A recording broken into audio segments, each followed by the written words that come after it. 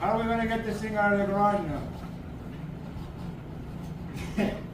Alright, I'm gonna show you guys. I have to come up with something. Not that bad. So this is a folder with teeth up. Well, this is supposed to be a little looser. Take one bolt.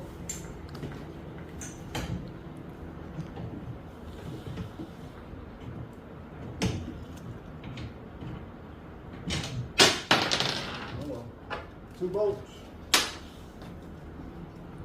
Now, I'd like to come down here, straight it over.